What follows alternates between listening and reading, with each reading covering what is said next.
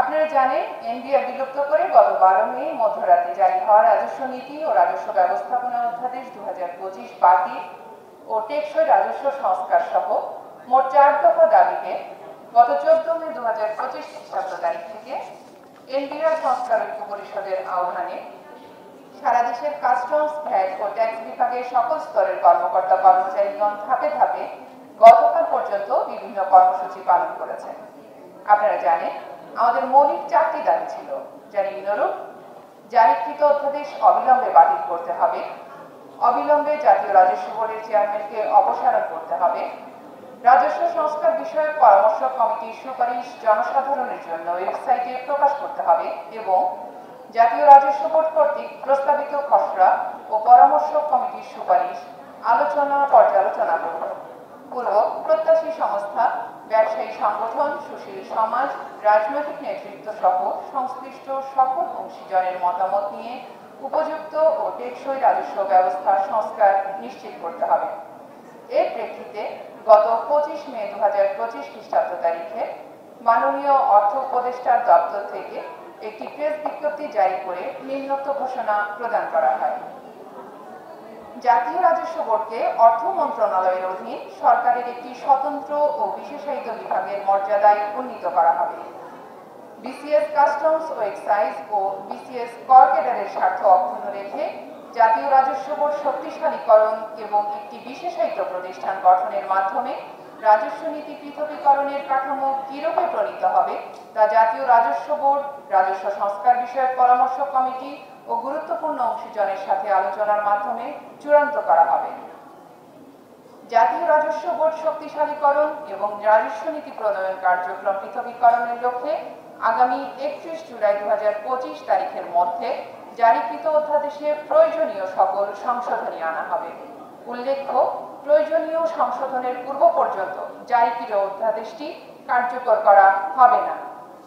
এই প্রেস বিজ্ঞপ্তি থেকে স্পষ্ট যে এনবিআর বিলুপ্ত হবে না, বরং এটিকে সরকারের একটি স্বতন্ত্র ও বিশেষায়িত বিভাগের মর্যাদায় আরো শক্তিশালী করা হবে। রাজস্ব নীতি প্রণয়নের লক্ষ্যে আলাদা একটি বিশেষায়িত প্রতিষ্ঠান গঠন করা হবে এবং প্রয়োজনীয় সংশোধনের পূর্ব পর্যন্ত জারিকৃত অধ্যাদেশটি কার্যকর করা হবে না। রাজস্ব সংস্কারের লক্ষ্যে সরকারের এই ঘোষণাকে আমরা স্বাগত জানাই। একই সাথে জাতীয় রাজস্ব বোর্ড, রাজস্ব সংস্কার বিষয়ক পরামর্শ কমিটি ও গুরুত্বপূর্ণ অংশীজনদের সাথে আলোচনার মাধ্যমে টেকসই রাজস্ব সংস্কারের লক্ষ্যে সরকারের এই প্রত্যয়কেও আমরা স্বাগত জানাই। এর ফলে বাংলাদেশ একটি আন্তর্জাতিক মানের স্বতন্ত্র ও শক্তিশালী রাজস্ব এজেন্সি প্রতিষ্ঠার পথে যাত্রা শুরু করলো বলে আমরা মনে করি। সরকারের এই ঘোষণার ফলে আমাদের এতদিনের দাবি ও কর্মসূচির যৌক্তিকতা দেশবাসীর নিকট প্রমাণিত হয়েছে। অর্থ মন্ত্রণালয়ের এই প্রেস বিজ্ঞপ্তি জারির পরপর এনবিআর সংস্কার ঐক্য পরিষদের ডাকা আজ 26 মে 2025 তারিখ থেকে ঘোষিত পূর্ণাঙ্গ কর্মবিরতির কর্মসূচি একটি প্রেস বিজ্ঞপ্তির মাধ্যমে প্রত্যাহার করা হয়। এর ফলে আজ থেকে সকল দপ্তরে পূর্ণ উদ্যমে কাজ চলছে। তবে আমাদের দ্বিতীয় দাবি অর্থাৎ অবিলম্বে জাতীয় রাজস্ব বোর্ডের বর্তমান চেয়ারম্যানকে অপসারণের দাবিটি এখনো পূরণ হয়নি। আমরা আশা করছি সরকার খুব শীঘ্রই এই দাবির পক্ষে একটি ইতিবাচক সিদ্ধান্ত প্রদান করবে। উল্লেখ্য, এরই ধারাবাহিকতায় ইতিপূর্বে ঘোষিত এনবিআর চেয়ারম্যানের সাথে লাগাতার অসহযোগ কর্মসূচি যথারীতি অব্যাহত থাকবে। বিগত 14 মে 2025 খ্রিস্টাব্দ তারিখ থেকে গতকাল পর্যন্ত আমাদের কর্মসূচির ফলে সম্মানিত করদাতা ও সেবা প্রার্থীগণের সাময়িক অসুবিধার জন্য ঐক্য পরিষদ আন্তরিকভাবে দুঃখ প্রকাশ করছে। এনবিআর সংস্কার ঐক্য পরিষদ মনে করে তাদের এই সাময়িক ত্যাগ দেশ ও জনগণের বৃহত্তর স্বার্থে রাজস্ব ব্যবস্থার টেকসই সংস্কারে সক্রিয় ভূমিকা রাখবে। আপনারা জানেন, দেশবাসীর স্বার্থে আমরা আমাদের কর্মসূচি ধাপে ধাপে যথেষ্ট সময় দিয়ে তীব্র করতে বাধ্য হয়েছিলাম, হঠাৎ করে না। প্রথমে আমরা সকাল 10টা থেকে দুপুর 1টা এবং তারপর সকাল 10টা থেকে দুপুর 3টা পর্যন্ত কলম বিরতি এবং অবশেষে সরকারের পক্ষ থেকে দাবি মানার কোনো ইতিবাচক সাড়া না পাওয়ায় সকাল 9টা থেকে বিকাল 5টা পর্যন্ত কর্মবিরতি পালন করি। এছাড়া আমরা লাগাতার কর্মসূচি দিইনি, বরং মাঝে মাঝে বিরতি দিয়েছি দেশ ও মানুষের অসুবিধা ও সাপ্লাই চেইনের কথা মাথায় রেখে। শুরু থেকেই আমরা বাজেট, আন্তর্জাতিক যাত্রী সেবা ও রপ্তানি কার্যক্রম কর্মসূচির আওতামুক্ত রেখেছি। আমাদের এমন সদিচ্ছাই প্রমাণ করে দেশবাসীর প্রতি সেবা প্রদানে আমাদের যে অঙ্গীকার, তার প্রতি কর্মসূচি চলাকালীনও আমরা সচেষ্ট ছিলাম। আমরা মনে করি সরকারের পক্ষ থেকে শুরু থেকেই যদি আমাদের যৌক্তিক দাবিসমূহের বিষয়ে মনোযোগ দেওয়া হতো, তবে এই সমস্যা অনেক আগেই সুরাহা হয়ে যেত।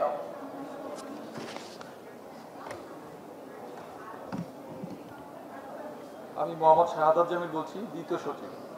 আমাদের এই কয়েকদিনের যৌক্তিক কর্মসূচিতে স্বতঃস্ফূর্ত অংশগ্রহণ ও সমর্থনের জন্য প্রিন্ট ও ইলেকট্রনিক মিডিয়ার সাংবাদিকবৃন্দ, সুশীল সমাজ, রাজনৈতিক নেতৃবৃন্দ, সিপিডি, টিআইবি সহ থিঙ্ক ট্যাঙ্ক, ব্যবসায়ী সংগঠন, federation of CNF agents association, সকল সিএনএফ এজেন্ট অ্যাসোসিয়েশন, দেশের সকল taxes bar association, Bangladesh tax lawyers association, আন্তঃক্যাডার বৈষম্য নিরসন পরিষদ সহ সকল স্টেক হোল্ডারগণ ও সর্বোপরি দেশবাসীকে আন্তরিক ধন্যবাদ ও কৃতজ্ঞতা জানাই।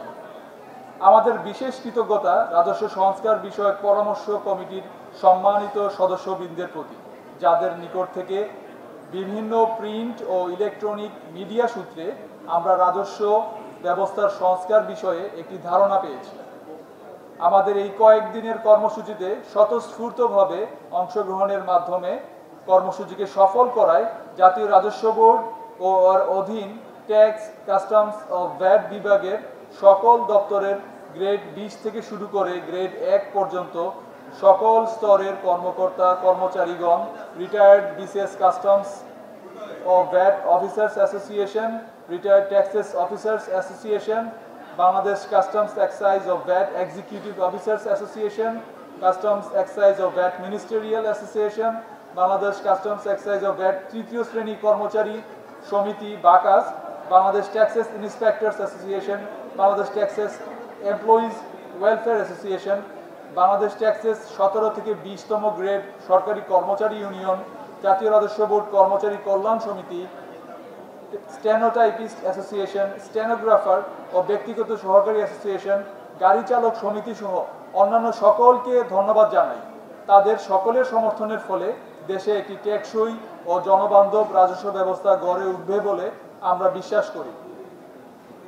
আপনাদের মনে আছে, আমরা দেশবাসীকে কথা দিয়েছিলাম আমাদের দাবি আদায় হলে আমরা নির্ধারিত অফিস সময়ের বাইরে অতিরিক্ত সময় কাজ করে অনিষ্পন্ন কার্যক্রম সম্পন্ন করব।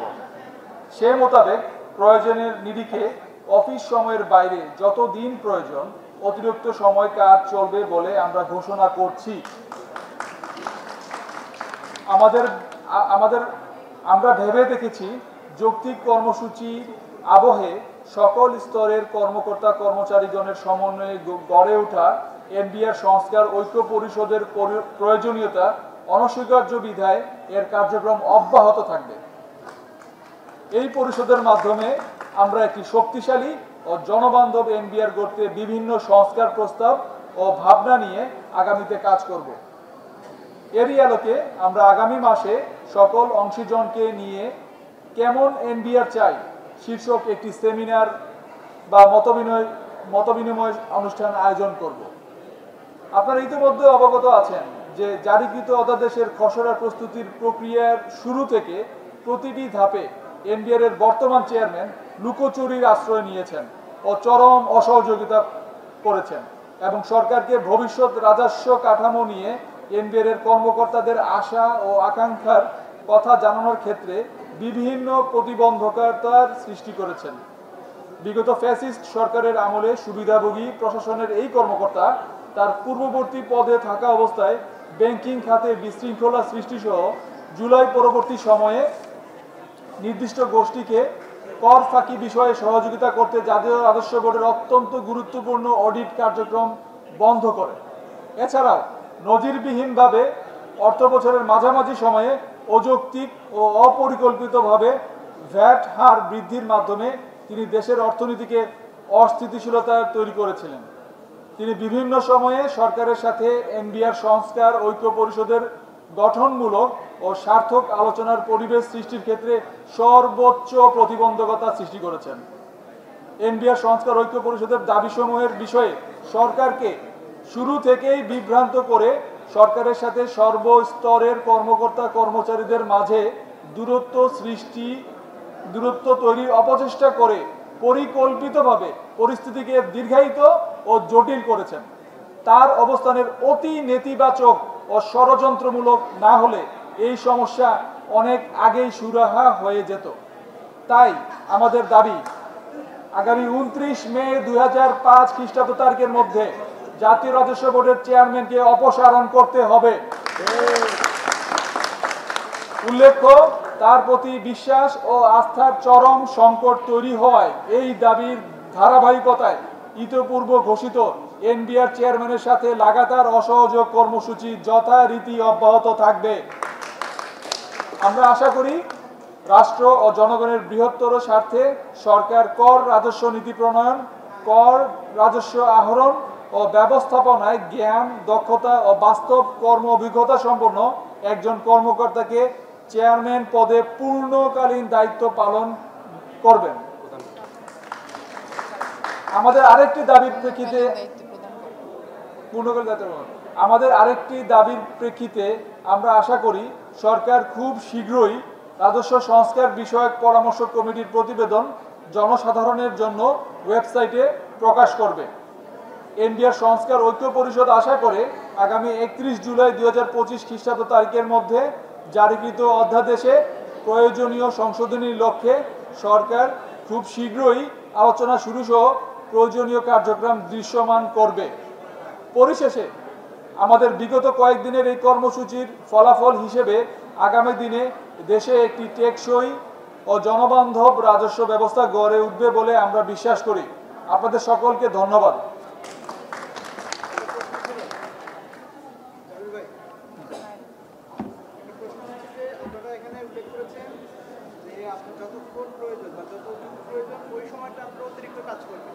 যেহেতু রাজস্ব কার্যক্রম যে আবরণের কাজটা বিঘ্নিত সব কাজ বিঘ্নিত হয়েছে, এখানে সুনির্দিষ্ট কোনো স্পেসিফিক আপনাদের টাইম লিমিট আছে কিনা যে আপনারা প্রতিদিন 2 ঘন্টা কাজ করেন বা 1 ঘন্টা কাজ করবেন? এখানে স্পষ্ট না, যারা সেবা নিতে আসবে তারা আসলে কতটা সময় পরে আসবে পাবে। অফিসারের পরেও আমরা কাস্টম হাউসগুলোতে কাজ করি, রোটেশনের ডিউটি করি। এছাড়া ট্যাক্স অফিসে যতক্ষণ পর্যন্ত সেবাগুলো করা আসবে ততক্ষণ পর্যন্ত যে কাজগুলি ডেস্কে পেন্ডিং আছে ওগুলি শেষ করা। আমরা আমাদের কর্মসূচির কারণে যেটুকু ক্ষতি হয়েছে ইতিমধ্যে সেটা পুষিয়ে নেওয়ার জন্য আমাদের নির্ধারিত 9টা 5টা অফিসের বাইরেও যতটুকু সময় লাগে সেটা 1 ঘন্টা 2 ঘন্টার মধ্যে আমরা সীমাবদ্ধ করব না। প্রয়োজনে যদি আমাদেরকে অতিরিক্ত 4-5 ঘন্টাও কাজ করা লাগে আমরা সেইটুকু কাজ করার জন্য মানসিকভাবে প্রস্তুত আছি। এর জন্য এনবিআর থেকে হয়তো বা কোনো নির্দেশনাও আমাদের লাগবে যে আমরা নির্ধারিত সময়ের বাইরে কতটুকু সময় কাজ করব। ধন্যবাদ। আচ্ছা, আমার একটা প্রশ্ন আছে। আমার নাম রিয়াদ হোসেন, আমি বিজনেস স্ট্যান্ডার্ড কোচিংয়ে আছি। আপনারা আপনাদের বক্তব্যের মধ্যে বলেছেন যে ভ্যাট বাড়ানো বছরের মাঝখানে আরও কিছু সিদ্ধান্ত হয়েছে যেটি চেয়ারম্যান মহোদয় নিয়েছিলেন, তো তার পদত্যাগ আপনারা সেটিও একটি কারণ পদত্যাগ চাওয়ার জন্য। তো এই সিদ্ধান্তগুলোর ক্ষেত্রে তো অর্থ উপদেষ্টা মহোদয়েরও দায়িত্ব থাকে, কারণ ওনার মেন সিগনেচারটা হওয়ার কথা না। তাহলে কি আপনারা অর্থ উপদেষ্টা মহোদয়ের পদত্যাগ চাইবেন? চেয়ারম্যানের যে অ্যাকাউন্ট অনুযায়ী যে নীতিগত যে ইয়ে ছিল ওইটা পুরোপুরি প্রোটোকলটা মেনটেন করা হয়নি। তারপরে বোর্ড সভার মাধ্যমে এগুলো করা হয়নি। আমরা আমাদের যে দাবি আছে স্পেসিফিক্যালি আমরা মনে করি ওই সিদ্ধান্তের ক্ষেত্রে আমাদের চেয়ারম্যান আমরা মনে করি তার দায়িত্বটাই সর্বোচ্চ ছিল। এই জন্য আমাদের দাবির ভিতরে শুধু চেয়ারম্যান অপসারণের বিষয়টি আমরা অন্তর্ভুক্ত করেছি।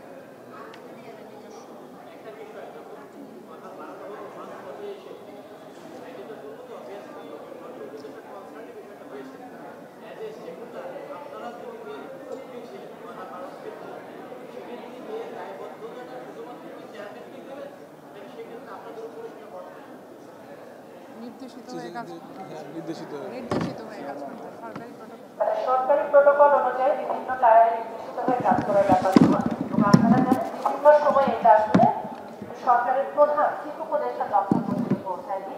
আমরা যেহেতু এনবিআর এর ভেতরে এনবিআর এর কর্মচারী হিসেবে আমরা কাজ করি, কর্মকর্তা হিসেবে আমাদের এই টায়ারে আসলে যে পর্যন্ত যাওয়া আমরা মনে করেছি আমাদের ব্রিজিং এর এই জায়গাটাই আসলে ব্রেকআপ হয়েছে। তো আমরা এনবিআর এর ভেতরে থেকে এই আন্দোলনটা করেছি এবং এনবিআর এর ভেতরে থাকার কারণে এখানকার টপ টায়ারের সাথে আমাদের যে নন কোঅপারেশনের জায়গাটা অফিসিয়ালি সেটিকেই আমরা এনফোর্স করেছি। ধন্যবাদ।